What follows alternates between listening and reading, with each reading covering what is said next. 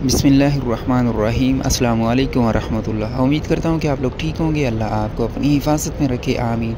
माशाल्लाह खूबसूरत जगह इसकी ज़ियारत करो और नाल में अदा करना अपने प्यारे नबी मोहम्मद सल्लल्लाहु अलैहि वसल्लम के खूबसूरत अल्फाज।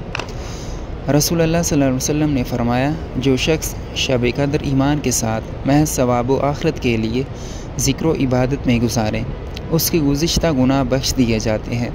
सही बुखारी हदीस नंबर 35। अल्लाह ताला हमें मोहम्मद सल्लल्लाहु अलैहि वसल्लम के तालीमात सीखने की तौफीक अता फरमाए। शब कदर किस दिन आती है?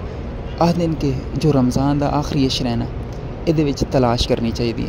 और कुछ इलम वाले बंदे आह दिन के जो 27वीं रात होंगी है, शब कदर की रात है, तो इसकी तुसां फजीलत सुनिए।